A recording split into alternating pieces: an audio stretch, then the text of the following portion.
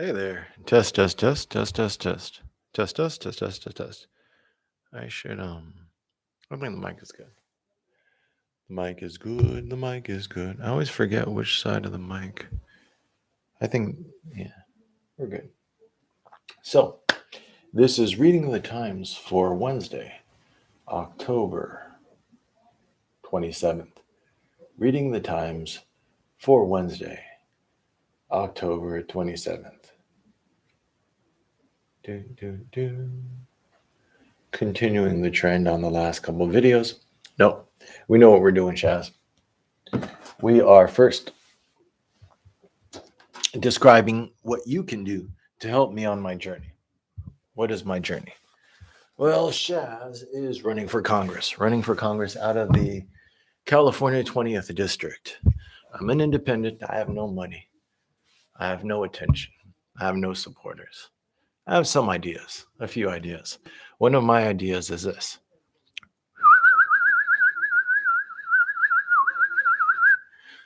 Is it a political party? I don't know. I don't know if we have enough time to launch a political party within a year, maybe.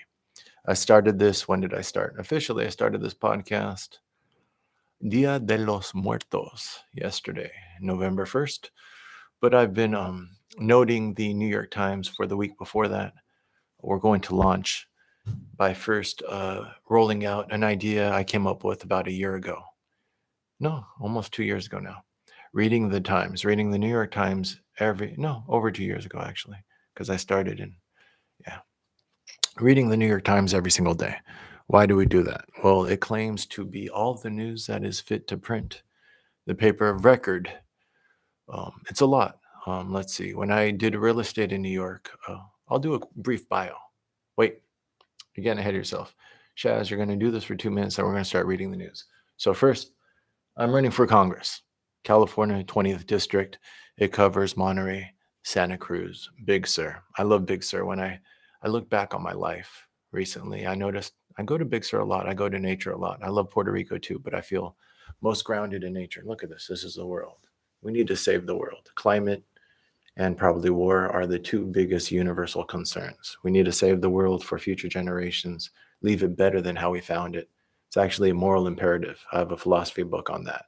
And it makes a very good point that our biggest moral imperative as an individual and as a species is to leave the world better than we found it. Right now, what we're doing is we're eating all the resources and we're depriving future generations of the same opportunity we had. It's highly unethical, highly immoral. And that is the modus operandi of most corporations right now who deal in resource management or resource pilfering, I guess. So that's one. And then the other one is war. War is very destructive to the environment and to human beings and to resources in general. War is the ultimate luxury good. You build a bomb just to explode it. No one gets the benefit of that, except the person who benefits from the death of the person you just killed. Which happens to go along the lines with resource management, doesn't it? Because in order to take those resources from other people, first you kill them.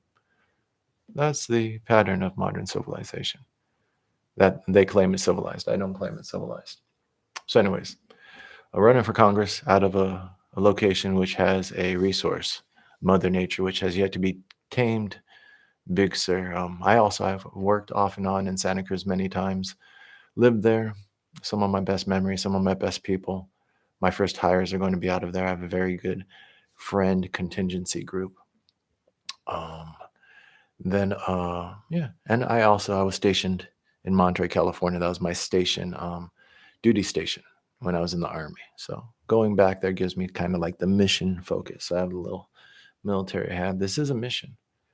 It is a crazy mission. We will see how far we get. I can get further if you spread the word. I can get even further if you kick $1 to my Venmo. If you send me $5, I guarantee I'll give you a sticker. If you send me $1, I'll give you a sticker if the budget allows. I think the stickers as of now cost me about 30 cents a piece. The bigger I get, the cheaper that can go. And then also, if you really want to support my publishing company, 10bonepress.com. I have to fix that website, so many other websites, but right now it should just take you to a Google Doc where you can put in your information to pre-order 2 books. Right now we're pitching 2 books. Tao de Shaz, TAOTESHAZZ.com, and Goodbarrick's Manifesto. That's GOODBARICS.com. Those are short books on undoused wisdom, a couple thousand words each. Yeah, keep us peaceful. I was a part of Occupy Wall Street. I'm 39 now. I've worked for about half of my adult life, about 10 years, and I've written and been a starving other artist for the other half. More recently, I'm coming out of my own real estate firm in Manhattan. So that's when, after Occupy Wall Street, I said, you know what, fuck this shit. Let me just make some money. So I did that, made $500,000. Didn't hold on to any of it, but I lived a good life. I got to dabble in that lifestyle and see what it offered. And a part of me, especially after Donald Trump was elected, was like, Shaz, you need to get back to the politics, get back to what you're doing. But it's hard because it's very easy to sell stuff in this world and make, especially if you're decent at selling and human behavior. You live long enough, you talk enough, you get good at talking, you get good at meeting people. So I've sold a lot of stuff, and I was good at selling real estate in New York. But Donald Trump kind of worried me and made me think, you know what, let's speed up the process. So I got back into writing, spent the last couple of years doing that. Didn't have much money because didn't really put away that real estate money. So I did a couple jobs in between the writing, one of which was a hostel in Puerto Rico. The pandemic shut that down. And like Donald Trump's election, the pandemic also made me realize I really need to prioritize this politics stuff. That's how I got the idea to run for Congress. That's documented on I'm going to write a book to actually outline my thought process from leaving real estate to enter politics and everything that happened to me in between. Quite a couple shenanigans and adventures, and a relationship to contextualize those emotions. I wanting to audit the world for peace and for a better world, I also feel I should audit myself, so that way my supporters and detractors can all have a say in my character. We make sure everything's on the up and up. So that's documented on my other YouTube, which I should be linking below. And then the last 6 months of that decision, where I was actually like, all right, let's run for Congress. Let's do this. Let's go in public. Let's talk about our politics. Well, we're talking about values, actually. And then I walked it towards politics. And that's documented on my Instagram, Shaz Saves the World, at Shaz Saves the World. So that's a little bit of auto bio info. We should get into this news because this is going to be another hour plus. And right now, our goal is to win a congressional seat, to introduce these narratives into the public, this framing of reality, which I believe actually addresses our existential problems. War first, and then, of course, the stewards of the world. The reason why we have to put war first is because it is the largest drain on our social commons. It is the largest polluter of the environment. It is the largest corporate welfare vehicle in order to funnel resources from the commons, from the United States Treasury, because we're talking about the United States here, but this pattern is played out through most developed economies. War allows money to transfer into private hands. It's that simple. Overtly, by literally budgeting half of our discretionary budget for the war profiteers, but also because we didn't invade Iraq to benefit you, benefit me. We invaded it so Visa could be operating there now. BP, Exxon, Chase. Our empire does not benefit the average citizen. It never has. As political theorists from 100 years ago pointed out, war abroad is first and foremost war at home. That was, who was that? It's in my notes. But yeah, that's why George Bush started his war on terror with a crackdown on civil liberties. Barack Obama did not undo those damages. The presidential executive is now stronger than ever before. It could be said that we do not any longer have a democracy in America, but an oligarchy at best, a blanketed dictatorship at worst. You see this by the fact that our foreign policy doesn't really change. Between Bush, between Obama, even between Trump, it's pro-empire. It's only a degree of severity to which we can overthrow other sovereign nations for the interest of our corporate oligarchy and the central banking system they are beholden to. When we overthrew Libya, that was the first revolution in the history of the world that established a central bank before the fighting was even done. Before they even finished securing the country, they already tied themselves into the central banking system. And right now we're supporting a guy named Hifter, I think, the latest I read up on that, who is our handpicked warlord that we hope controls Libya for the interest of the global banking cabal. He owns property right outside DC. United States resident. I don't know if he's a citizen. That'd be interesting. I don't think he is. But I know he's being sued by some of the victims of his atrocities against his properties in the US. I found that out in the New York Times, not on the front page, but hidden somewhere. So when I was doing real estate, I would read the New York Times every day. When I was comfortable, when I was shazzy big bucks, making my $150,000 to $200,000 a year, I can afford to have a New York Times subscription and take a couple hours in the morning to drink a couple coffees and read the New York Times. It takes a long time. So as I went back into this path, I know it's a good source of information, but they take the info and they sprinkle what they have to in order to retain their legitimacy. But then they frame it within these other narratives. And they don't talk about class other than to rile us up emotionally. They don't talk about the empire. We already know that about Iraq and how our media failed to promote any other alternatives other than war. I think it was 20 or 25 to 1. The war was sold in our media. So we're as bad or worse than the yellow journalism of old. Yeah. So things are pretty bleak, but it's okay. This is the seed of hope, the seed of an alternative. First, we're going to audit the old systems. We're going to very methodically and in a way that other people can audit me because it's scientific. So I have to make my work open and transparent to others. We're going to audit our news purveyors, our outlets of information, audit our systems of power, and then propose alternatives. What JFK said shortly before he passed. No problem made by man is too big for man to solve, or something like that.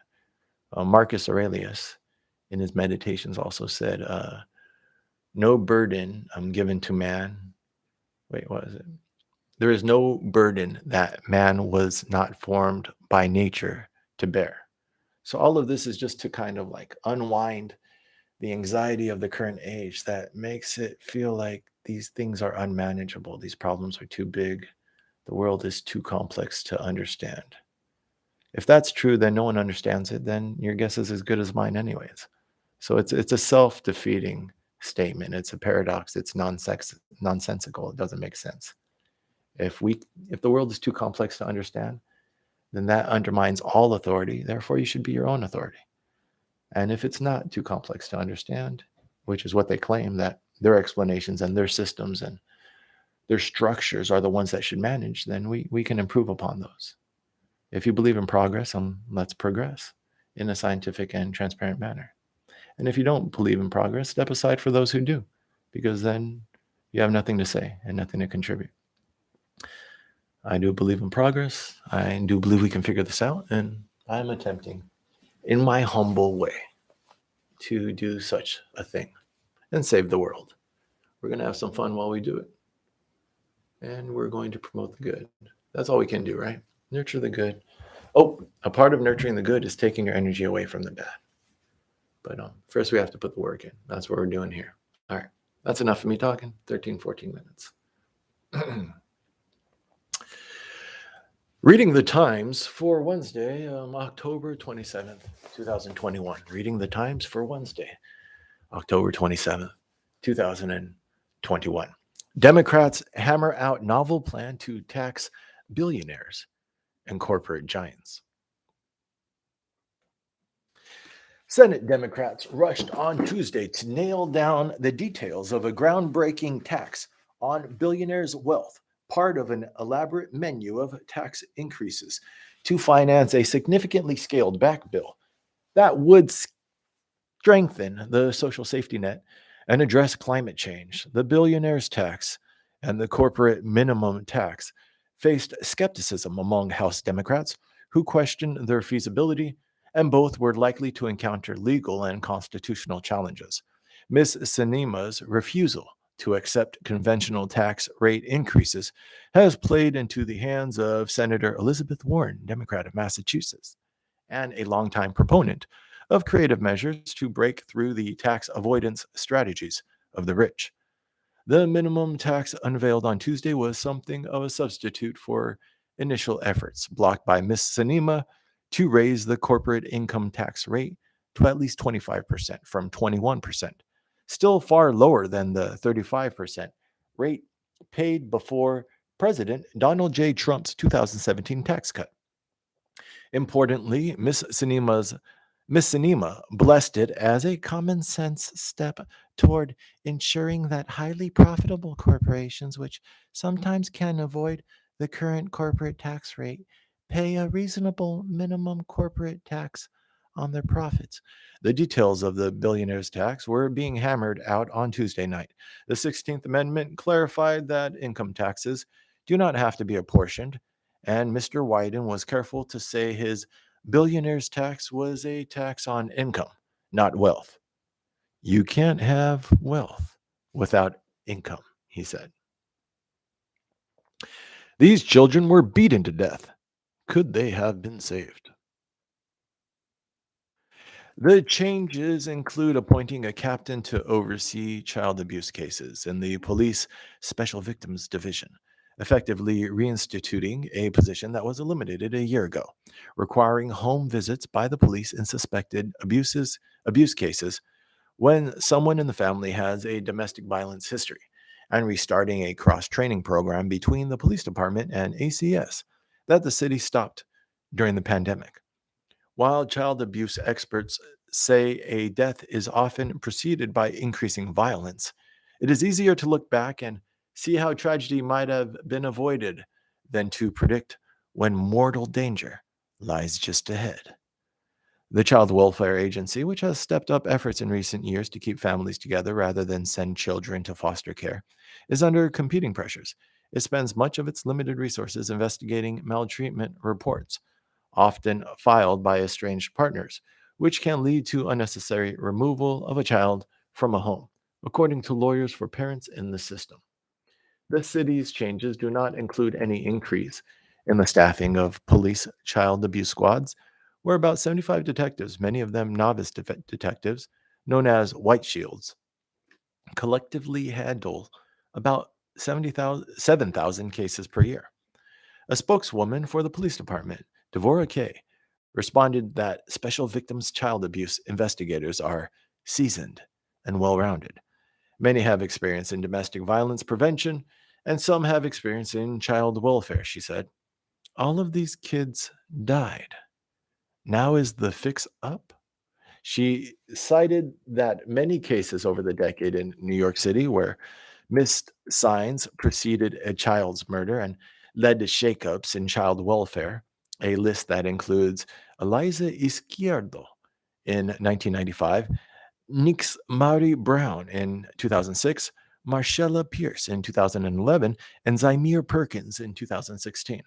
After child care workers reported on August 26th that Jace had a swollen finger and his 5-year-old brother had other injuries, the children were interviewed at a child advocacy center where both said they were injured horsing around with each other, police said. Portland's Heartland would rather keep EU money than break the bloc. Relations with Brussels, the seat of the bloc's executive, have become so frayed that the ruling Law and Justice Party and its supporters in Warsaw have tossed ever more incendiary verbal bombs, threatening to set fire to Europe and reviling the European Union as a bullying colonial force. Poland has received more than 225 billion from the European Union since it joined in 2004. As for claims by hardline nationals in Warsaw that the European Union is an occupier, akin to the Soviet Union and Nazi Germany, nobody really believes that, said Mr. Sikorsky, who presides over a local council whose 15 elected members all support law and justice. Senior officials in Brussels and European politicians have denounced the ruling as an intolerable threat to the foundations of the Union that cannot stand if Poland wants to stay a member. You are sleepwalking toward an exit from the European Union, a German member of the European Parliament told the Polish Prime Minister Mateusz Morawiecki during a heated debate on Poland last week at a session of the legislature in Strasbourg, France. Unlike Britain, where hostility to the European Union featured as a powerful force in domestic politics long before the 2016 vote, Poland has never had a significant lobby pushing for it to withdraw. Anonymity no more, age checks come to the web. In response to mounting pressure from activists, parents, and regulators who believe tech companies haven't done enough to protect children online, businesses and governments around the globe are placing major parts of the internet behind stricter digital age checks. Laws in Germany and France require pornography websites to check visitors' ages.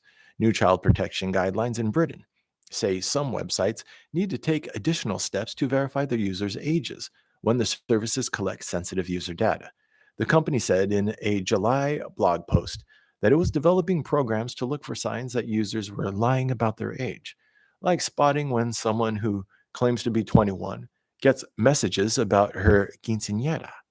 The British privacy regulator overseeing the new child protection code said this month that websites should deploy the most aggressive age checks, like requiring government identification, only when the potential risk to a child was equally significant.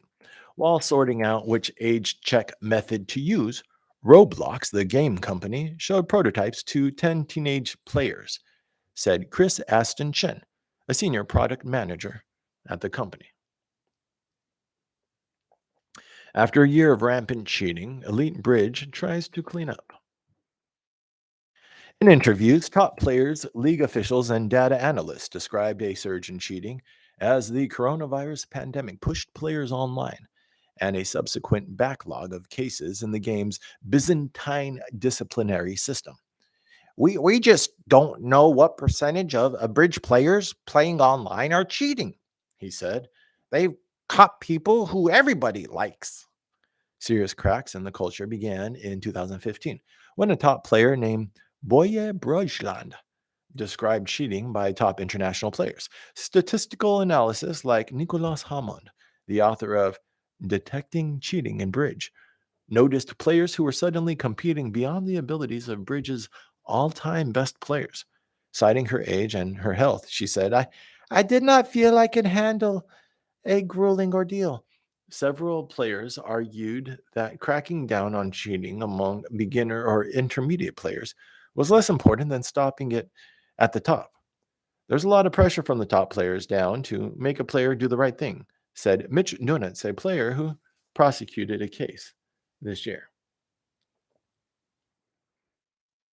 Newly unearthed work by a reverend and reviled novelist causes a stir in France. Inside, Mr. Pierrat found a literary treasure trove, long lost manuscripts by Louis Ferdinand Céline, the acclaimed but equally reviled French author who wrote classics like Journey to the End of the Night, published in 1932, as well as virulently anti Semitic tracts. After decades of fruitless research, most Céline specialists have given up hope of finding the manuscripts, 6,000 unpublished pages that included a complete version of a novel that was printed only in an unfinished form and another previously unknown work. Celine's heirs filed a lawsuit against Mr. Thibaudat in February, accusing him of handling stolen goods and demanding the manuscripts as the rightful owners of Celine's estate. Rosenbly was a cultured man who knew that Celine was a great writer and that these documents were valuable, said Emily Brami, 71, a Jewish bookseller in Paris, who has devoted his life to Celine's work. Spending whole nights alone with Celine's manuscript is an unforgettable feeling. With his lawyer at his side, Mr. Thibauda met Celine's heirs in June 2020. He's not protecting his source, he's protecting a thief. 20 years ago, the original manuscript of Celine's Journey to the End of the Night, his first and most famous work, was bought by the French state for almost 2 million euros, or about $2.3 million. If the people tell me to stop doing accents, I will stop, but it helps speed this along. You got to have fun while you work. Trial begins for men accused in killing of Holocaust survivor in France. Mr. Mihoub, who, as the son of one of Miss Knoll's neighbors, knew her very well, said it was Mr. Kanimbakos who robbed Miss Knoll and stabbed her to death. As a child, Miss Knoll narrowly escaped France's most notorious roundup of more than 13,000 Jewish people in 1942 by fleeing with her mother to Portugal. The French authorities were quick to call the crime anti Semitic, including President Emmanuel Macron, who said Miss Knoll's killer had murdered an innocent and, no, that's Italian, murdered an innocent and vulnerable woman because she was Jewish, and in doing so had sullied our most sacred values and our memory. On Tuesday, Gilles William Golnadel, a lawyer for Miss Knoll's family, said only a medical could get the truth from the suspects' mouths, adding that he viewed the murder as an anti Semitic crime motivated by financial gain. Miss Knoll's murder touched a nerve in the Jewish community, which protested by the tens of thousands in 2018, fearing that anti-Semitism was on the rise and that the authorities were not trying hard enough to combat it. Mr. Zemmour has shocked the Jewish community by trying to rehabilitate France's collaborationist wartime regime, the same one that tried to round up Miss Knoll in 1942 and cast doubt on the innocence of Alfred Dreyfus, a French Jewish army officer falsely accused of treason in the 19th century. He's a bombshell for the Jewish community, Daniel Knoll, Miss Knoll's son, told BFM TV last week.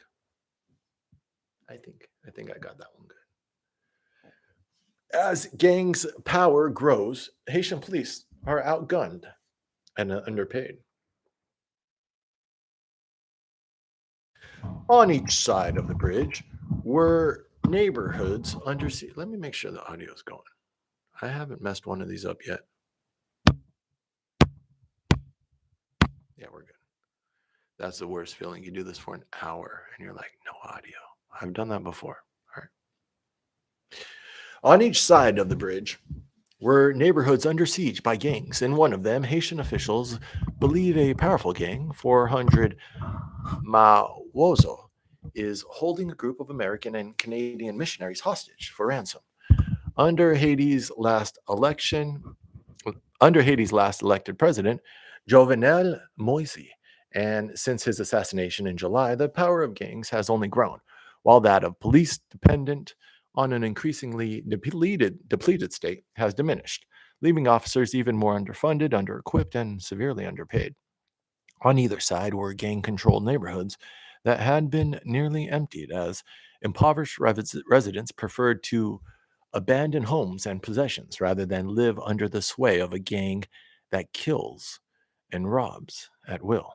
The police know that in one of the neighborhoods, Croix de Bequet, the dominant 400 Mawozo gang is holding 16 Americans and a Canadian hostage, threatening their lives if the religious aid organizations they belong to does not pay a ransom of $1 million per head.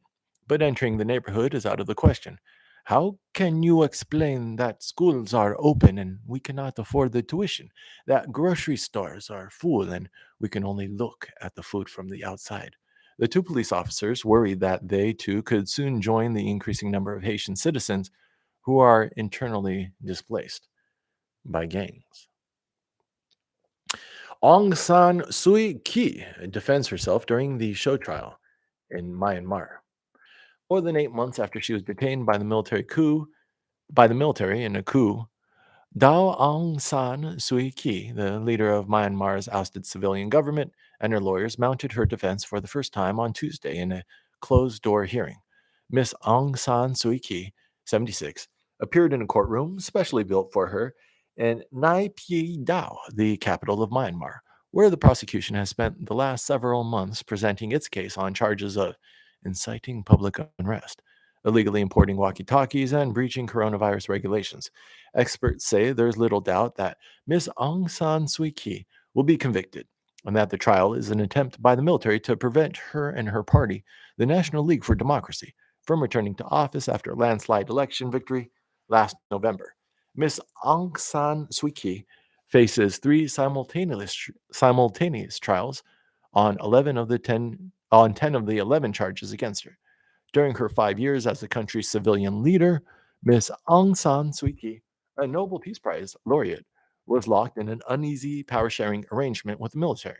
Peaceful pro democracy demonstrations have given way to insurgent uprisings against the Tatmadaw, the country's military, which ousted the country's civilian leader, Daw Aung San Suu Kyi.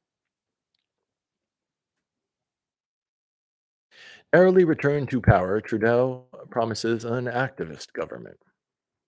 Prime Minister Justin Trudeau unveiled his new cabinet on Tuesday in a muted inauguration during which the Canadian leader laid out a sweeping agenda meant to reinvigorate support for his Liberal Party after an underwhelming and unpopular early election in September.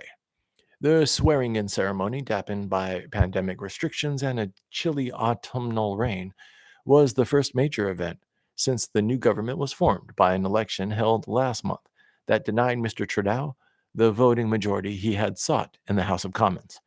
On Tuesday, Mr. Trudeau indicated that he will use that position of strength as Canada gradually leaves the pandemic behind to advance issues that have been central to his political agenda, starting with economic recovery and also including climate change, mental health, and government funded child care. Mr. Trudeau replaced his defense minister, Harjit Sajjan, a former lieutenant colonel in the Canadian Army, who fought in Afghanistan, with Anita Anand, a former law professor who was a cabinet minister responsible for Canada's successful vaccine program purchase program during the pandemic. His appointment could signal that Mr. Trudeau plans to temper his support of Canada's oil and gas industry after leading his party through two elections in which it has emerged with a minority government. Mr. Trudeau has faced growing questions about his political future. A quick note, I don't want to make too many notes while I read this, but one of the problems I see in the world is that we are being managed by children of the elite. So there's a lot of children of politicians, children of Barack Obama himself. His grandmother was a banker. His father probably worked for Secret Services during World War II. They both have connections to CIA connected companies. George Bush's father ran the CIA. And those who aren't children of the elite usually don't have fathers or family of their own, and so they're basically orphans who are adopted by the elite. I'm not saying this is universal, but Trudeau is the son of Prime Minister, I believe. Cuomo, who just resigned over sexual harassment, was the son of a governor. We just had the son of a governor run here in California. It's just dynastic families are a sign of the corruption of the modern age. But it's interesting.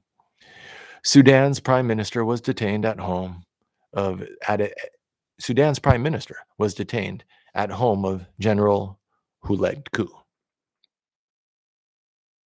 A day after he seized power in Sudan, the country's top general said on Tuesday that he had detained the civilian prime minister in his own home and defended the coup as necessary for stability, even as large crowds of protesters flooded the streets of the capital and other major cities to resist the military takeover. Pro democracy groups called for civil disobedience to demonstrate against the military seizure of power, and in response, schools, shops, and banks closed their doors on Tuesday. General Burhan said on Tuesday the military was committed to a transfer of power following elections in 2023, a pledge met with deep skepticism by many Sudanese after the events of Monday. Memories of corruption, repression, and general misrule in the al Bashir years are too fresh in the minds of many Sudanese for them to accede, without resistance to a return to the old order. See, I started an accent and I stopped it because I'm not really sure how Sudanese talk. Three Western diplomats said on Tuesday there was a split inside the military between senior generals and officers who did not want to return to the days of shooting at their own people, and those who were in favor of shooting at their own people, of the military coup. The European Union threatened on Tuesday that it too could withdraw financial support if the situation is not reversed immediately. Jake Sullivan, the U.S. National Security Advisor, said on Tuesday that Biden administration was in contact with other Arab countries about the military takeover and was looking at full range of economic tools to deal with the coup. We went back to our neighborhoods, but the military followed us, said Iman Ahmed, a protester who said she saw dozens of wounded people at the military headquarters. Iran wanted US out of Afghanistan and may be sorry that wish came through. The consensus is to deal with the Taliban very carefully and pragmatically. Iran's biggest concern, officials said, is the resurgence of the Afghan branch of the Islamic State, which has carried out large scale attacks against Shiites in Afghanistan and can use Afghanistan as a base to launch terrorist attacks in Iran. The Taliban takeover has also sent a new wave of refugees into Iran, adding to the more than 2 million Afghans who fled to Iran during previous times of upheaval. Afghanistan is facing many different challenges. The existence of ISIS in Afghanistan, that has the experience of guerrilla warfare in Syria, is a real threat. Iran sent fighters and commanders to Syria in 2011 and Iraq in 2014 to fight ISIS, but even if Iran offered, the Taliban are unlikely to welcome Iranian forces the way Iraq did. Iran has asked the Taliban to help curb drug lords from using Iran as a corridor to transport Afghan opium to Europe, to keep open commerce and currency exchange with Iran, and to refrain from creating social and economic conditions that would send more Afghans across Iran's borders. Kamal Karzai, the former foreign minister and current head of Iran's powerful Strategic Council on Foreign Relations, told Iranian news media last week. The Islamic Republic of Iran does not want to meddle in Afghanistan affairs, but naturally we have legitimate interest that must be guaranteed. Iran and Afghanistan share deep cultural and historical ties that date back centuries. After President George W. Bush included Iran in his famous Axis of Evil speech in 2002, and later established American military bases in Iraq, Iran's neighbor to the west, the calculus in Tehran shifted. Raise your hand if you would like George W. Bush prosecuted for war crimes. Let's see if we get that narrative into the public again. Yes, there has been progress on climate. No, it's not nearly enough. As world leaders gather in Glasgow for a United Nations climate summit next week, the focus will be on one crucial number. How many degrees hotter will the Earth get? And how do we keep that number as small as possible? Humans have so far warmed the planet 1.1 degrees Celsius since pre industrial times, mainly by burning coal, oil, and gas for energy, and by cutting down forests, which help absorb the planet warming emissions created by fossil fuel use. Yes, 3 degrees is far less nightmarish than 4 degrees. The Intergovernmental Panel on Climate Change recently warned that at sustained global warming levels between 2 degrees and 3 degrees, those ice sheets could melt irreversibly for thousands of years until they are almost entirely gone, condemning future generations to massive, relentless sea level rise for centuries to come. We know there are these big tipping points in the climate system. Once we get past them, it's too late to go back, says Andrea Dutan, a climate scientist at University of Wisconsin-Madison, who co-authored a study finding that a 3-degree trajectory could lead to an abrupt jump in the rate of Antarctic melt as early as 2060. In the years since, a slew of studies have found that at 2 degrees of warming is vastly more harmful than 1.5 degrees. 1.5 degrees, vastly harder target to hit than 2 degrees or 3 degrees. And this is another reason why we have to My methods and my tactics might be a little bit funny, but we have to do something new. So, whatever you think about Shaz, this is a new idea. And what we've been doing right now isn't working. The new idea is basically let's just replace our politicians with people who are going to do what we need to do to face our existential crises. It's very simple. Bypass the two party false dichotomy forced upon us by the Democrats and the Republicans. That might be a third party or it might just be a federation of independents. We'll see. But I have a plan. Just need a little bit of support to execute my plan. Australia pledges net zero emissions by 2050. Its plan makes that harder to believe. Kind of ridiculous. Australia emits less than 2% of global greenhouse gases, but its climate decisions carry significant weight because it is a coal superpower and the world's third largest exporter of fossil fuels. Since 1910, Australia's average surface temperature has warmed by 1.4 degrees Celsius, surpassing the global average. If temperatures continue on the current trajectory, which is what world leaders who have made more ambitious commitments are seeking to avoid, Australia will see major ecosystem loss in its oceans, higher food prices from severe drought, and hundreds of thousands of coastal properties put at risk from flooding, climatologists say. Mr. Morrison said Australia was on track to beat its Paris Agreement target, cutting emissions by 30 to 35% by 2030, largely because farmers, consumers, and businesses have been choosing more efficient, cleaner options, such as solar power. In a statement published before the news conference, he put it more simply: we want our heavy industries like mining to stay open, remain competitive, and adapt so they remain viable for as long as global demand allows. In other words, critics argued Australia's official policy is still delay, not commitment. Terry Hughes, a climate scientist who directs the Center for Coral Reef Studies at James Cook University, said that if Australia was serious about climate change, it would ban new coal mines and gas fields instead of encouraging them. At last, a royal wedding, but no trumpets, just a news conference. In a formal news conference on Tuesday afternoon, the groom, Kei Komuro, looked into the camera and declared, I love Mako. I would like to spend my one life with the person I love. The path to that tender moment has been tortuous. To be with Mr. Komuro, a commoner, Princess Mako had to renounce her royal heritage. Not long after the princess and Mr. Komuro announced their engagement 4 years ago, the public began to question her choice.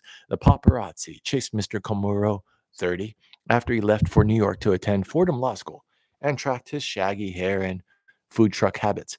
After waiting 3 years for Mr. Komuro to finish law school and start a job at a New York law firm, the patient couple, who were college sweethearts at the International Christian University in Tokyo, registered their marriage on Tuesday morning. At Tuesday's news conference, Mr. Komuro addressed the controversy directly, explaining that his mother suffered from mental illness and that he had offered a settlement to her ex-boyfriend. Authorities on 3 continents crack down on dark web drug sales. Law enforcement agencies on 3 continents have disrupted a global drug trafficking operation on the dark web, resulting in the arrest of more than 150 people and the seizure of 31.6 million in cash and virtual currencies and substantial quantities of opioids and other drugs, the Justice Department said on Tuesday. Over the last 10 months, the FBI and other international law enforcement agencies used the information from dark market to identify drug vendors and buyers who had sold drugs, weapons, and other illicit services across Australia, Bulgaria, France, Germany, Italy, the Netherlands, Switzerland, Britain, and the United States. The results of the operation send one clear message to those hiding on the dark net, peddling illegal drugs. There is no dark internet. Deputy Attorney General Lisa O. Monaco said in a statement. Ms. Monaco said the investigators had looked for people who had used the dark internet to sell illicit drugs and drug making equipment that had helped fuel America's opioid crisis. Prosecutors targeted people who had operated home laboratories to manufacture fake prescription pain drugs that contained fentanyl, methamphetamine, and other illegal lethal drugs. The U.S. operation was undertaken by the Joint Criminal Opioid and Darknet Enforcement Team, an FBI led initiative created in 2018 to disrupt and dismantle the online sale of illicit drugs, weapons, and other legal services. Queen Elizabeth advised arrest will skip climate summit in Glasgow. Advised by doctors to rest, Queen Elizabeth II, at age 95, the oldest and longest serving monarch in British history, will not attend the Global Climate Summit to be held in Glasgow, Scotland, starting next week, Buckingham Palace said on Tuesday. The Queen had been scheduled to attend a reception on Monday with world leaders, including President Biden and Prime Minister Boris Johnson at the 26th United Nations Climate Change Conference, known as COP26. The Queen has been undertaking light duties at Windsor Castle, the palace said on Tuesday. The Queen was recently recorded expressing interest in the issue of global warming and saying of world leaders, "It's really irritating when they talk, but they don't do." Elizabeth took the throne in 1952 and is the only monarch most Britons have ever known. In February, she will have been queen for 70 years, well beyond the record of 63 years set by her great grandmother, Queen Victoria. The current queen is also the longest lived monarch by a wide margin. Previously, the oldest was Victoria, who died at 81. Queen Elizabeth's husband of 73 years, Prince Philip, died in April at age 99, but the queen soon resumed a fairly active public schedule.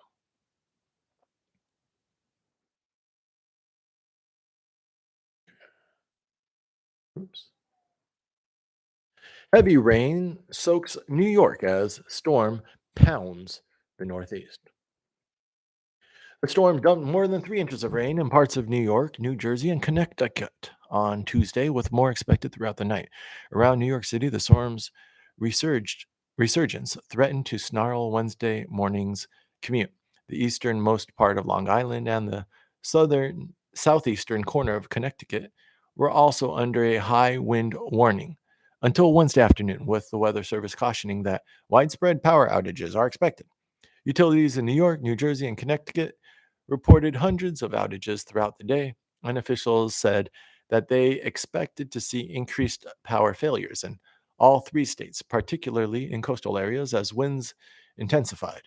Roads flooded across the region with flood warnings in effect through Wednesday for the Saddle River in Lodi, New Jersey, and for the Ramapo River in northern New Jersey and Orange and Rockland counties in New York.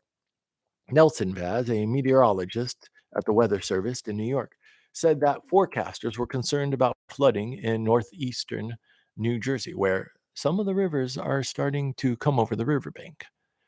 Through New York City's mass transit system experience, though New York City's mass transit system experienced some interruptions, the storm had far less impact than the remnants of Ida. At least 43 people died across New York, New Jersey, Pennsylvania, and Connecticut among the hurricane's watery remnants. A civil rights pioneer seeks to have her record cleared.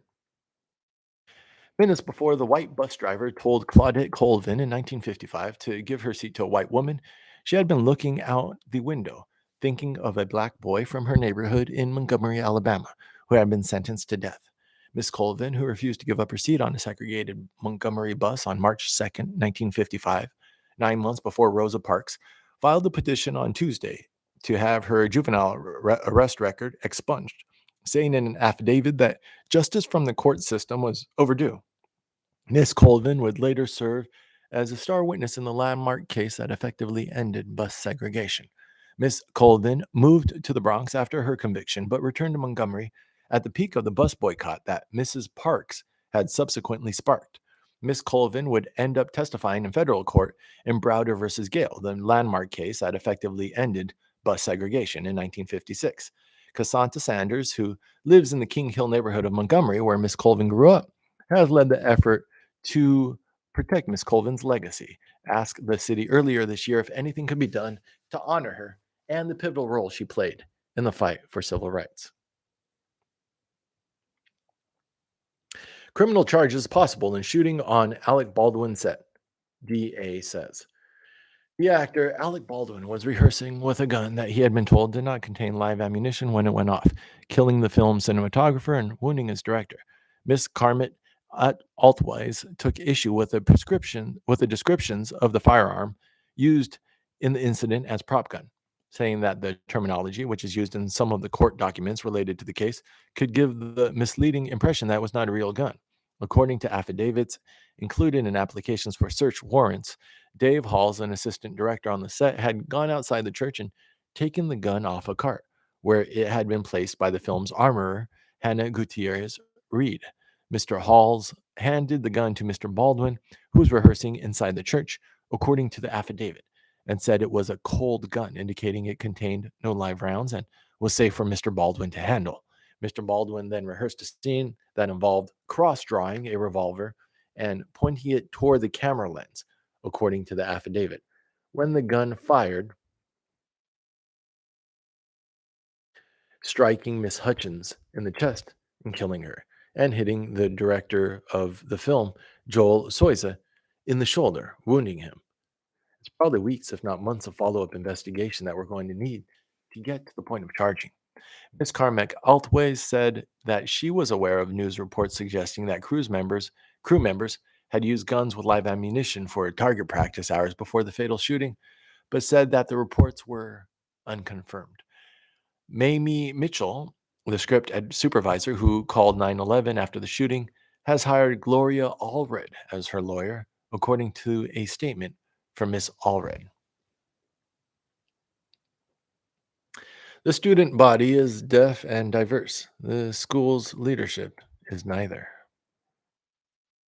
The Atlanta Area School for the Deaf, run by Georgia Department of Education, is one of two public schools for the deaf in Georgia and serves roughly 180 students from kindergarten to 12th grade, and about 80% of whom are Black and Hispanic. Though the Gallaudet protest paved the way for new education and employment opportunities for the deaf, schools for the deaf are still mostly led by hearing people and are seldom led by people of color who are deaf.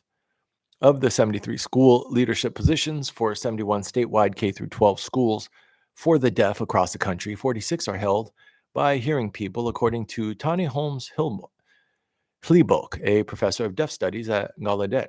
Along with a lack of role models, many deaf students, particularly deaf students of color, are not adequately prepared for college because of a lack of early language support services and a lack of certified educational interpreters in public schools, said Lorene E. Sims, interim chief bilingual officer at Gallaudet. Black deaf students obtain undergraduate, master's, or PhD degrees about half the rate of Black hearing students and half the rate of white deaf students, according to another 2019 report by National Deaf Center.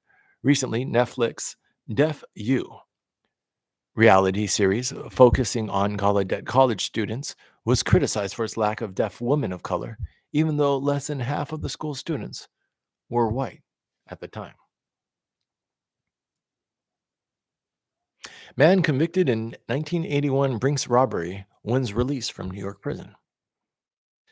David Gilbert, a participant in the politically motivated ambush of a Brinks armored car in 1981 that left two police officers and a guard dead, has been granted parole after spending 40 years in prison for his role in the armed attacks, officials said on Tuesday. Absent Mr. Cuomo's intervention, Mr. Gilbert would not have been eligible for parole until 2056.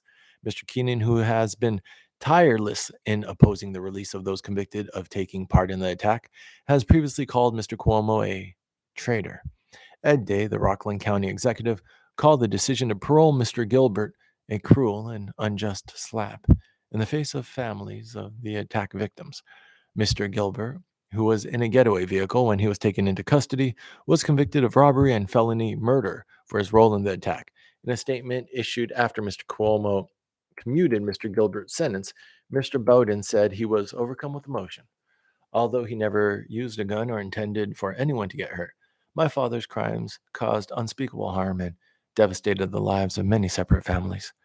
Mr. Bowden said in a statement, continuing to punish him isn't going to bring them back. Mr. Gilbert was the second Brinks defendant to find favor with Mr. Cuomo. Final New York mayoral debate descends into exchange of personal insults. Mr. Silwa began the 1 hour debate by quizzing Mr. Adams relentlessly for saying he had met with gang leaders who had bodies, an apparent reference to murder victims. For Mr. Sliwa, the debate hosted by WABC TV offered a last opportunity to try to damage Mr. Adams. Mr. Sliwa asked to grade Mr. de Blasio as mayor, gave him an F, and called him a miserable failure who has taken a Miley Cyrus wrecking ball approach who has taken a Miley Cyrus wrecking ball to a city we love. Mr. Adams gave Mr. de Blasio a B plus, said he could have done more to address the city's homelessness crisis and make city agencies leaner. Mr. Adams supports the idea. Mr. Sliwa opposes it and said that voting is a privilege for American citizens. During the exchange on the issues, Mr. Sliwa falsely claimed that Councilman Idanes Rodriguez, a Democrat from Washington Heights, who is originally from the Dominican Republic and a key ally of Mr. Adams, was not a U.S. citizen in a radio interview earlier that day. He had said he would resist Mr. Sliwa's efforts to pull me into a slugfest and repeated a memorable line from the first debate that his opponent was engaged in buffoonery. But Mr. Sliwa set the tone for the second debate from the start, interrupting the moderators and asking Mr. Adams his own questions. Given the opportunity to ask Mr. Sliwa a question late in the debate, Mr. Adams declined. My goal today is to speak to the voters, and there is not one question I have for Curtis. The tense debate ended on a positive note. The state of American politics, right? SpaceX's latest engineering challenge, a leaky toilet. So before a SpaceX vehicle can launch 4 astronauts to the International Space Station on Sunday, agency officials need to be sure the spacecraft's faulty toilet is fixed. Another Crew Dragon capsule that docked to the space station in April with 4 astronauts aboard had the same plumbing system as the Inspiration 4 capsule. The wayward waste inside this Inspiration 4 capsule was more voluminous than the contamination found on the capsule attached to the space station, he said, because the passengers use the capsule for 3 days while astronauts launching to the space station are typically in orbit for about 24 hours. There has been limits to public insight into new and often risky space vehicles as NASA puts much of its space transportation abilities into the hands of private companies, operating under contracting models that aim to slash the cost of sending people to space. Toilets are crucial to NASA's space exploration ambitions as the agency aims to trek beyond the space station toward the moon and eventually Mars. Last year, the agency launched to the space station a new $24 million toilet, the Universal Waste Management System. Manchin is in the middle with Biden's agenda in balance. Senator Joe Manchin III of West Virginia. Oh, he's Senator. Just real quick, I'm just going to check who Senator Joe Manchin is because I said earlier in this podcast that the problem is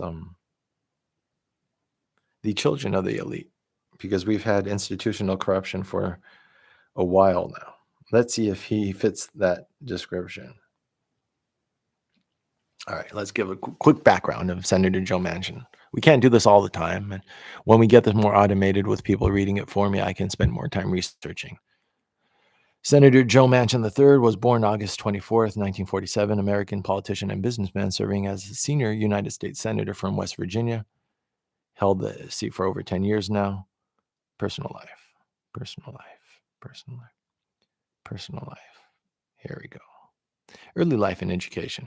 Manchin was born in 1947 in Farmington, West Virginia, a small coal mining town, the second of 5 children of Mary O and Joe Manchin.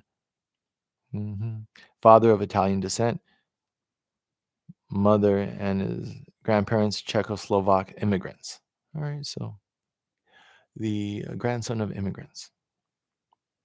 Father owned a carpet and furniture store, and his grandfather owned a grocery store. My grandfather owned a grocery store. His uncle was a member of the West Virginia House of Delegates. That's not so bad. It's not like his dad was like the mayor or like a senator or anything like that. He's more working class than I thought.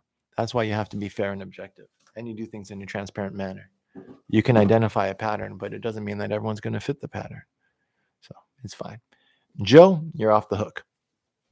Senator Joe, I mean, it's still kind of silly what he's doing, but it's not a part of the pattern of children of the elite. Senator Joe Manchin III of West Virginia has breakfast with President Biden at his home in Wilmington on Sunday, hashing out concerns about the expensive domestic policy bill taking shape in Congress. As Democrats push for a compromise on their marquee domestic priority, Mr. Manchin, the most outspoken holdout of the plan and a crucial swing vote, has become the target of intense personal lobbying by his colleagues. Mr. Manchin, whose demand that the overall package not exceed 1.5 trillion, has driven a frenzied effort to cut the cost of the bill, has maintained that he is keeping an open mind out of fairness to Mr. Biden and Democratic leaders.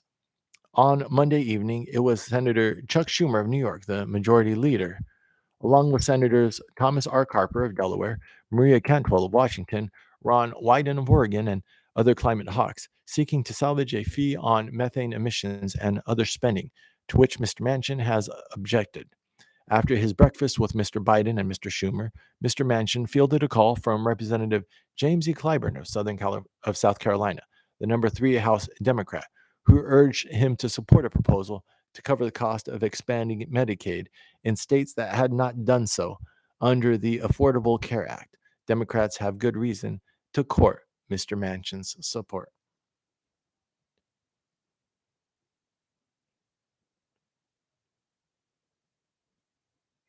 Just 1 second. Real life interrupting the chat. Oh my gosh. We're going to have to cut this one in half. It's okay, Shaz. I wanted to do 3 today, and I did 1.5. Oh, man. I'm going to just bold where I'm leaving off. I have to run. Shaz does not quite have the ability to do this as a full-time job yet. I want to. With your help, I can. If you see any value in what I'm doing, please support or at least spread the word. If not, if at least I'm entertaining, please keep watching. If I'm not even that, then thank you for your time. And I wish you a good day. Yeah, we're halfway through this one. We did 1.5 today. It's okay, Shaz. We're just going to have to start earlier. Real life calls. Hopefully this becomes real life. We'll start earlier. Wait, who is that? Just watched half of your first video. Good stuff. This is a crazy story with Alec. Kind of set him up. I'm not an actor, so I don't know if checking the gun ammunition is real. The deaf are so often unheard. He's a politician, so corruption is 100% at the ready. King Solo Wings. I have one person interacting with me. Yeah. I agree. For the most part. Thank you for the support, bro. Let us give King Solomon's an emoji. I'm kind of big on the YouTube chat lately, so my emoji game is strong.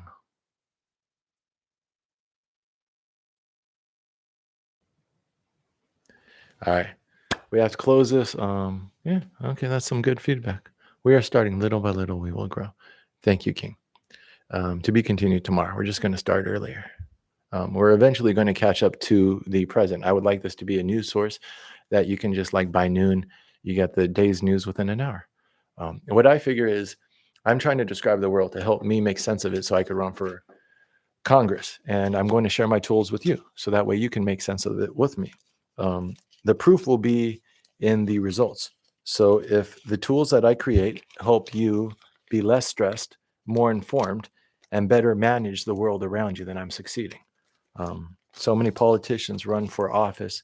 So many companies try to create a product where they manufacture the consent, manufacture the desire. We're not doing that here. We're creating actual tools that help people. And I'm trying to create actual leadership skills in myself. But we will see. I appreciate you, man. All right, until the next time.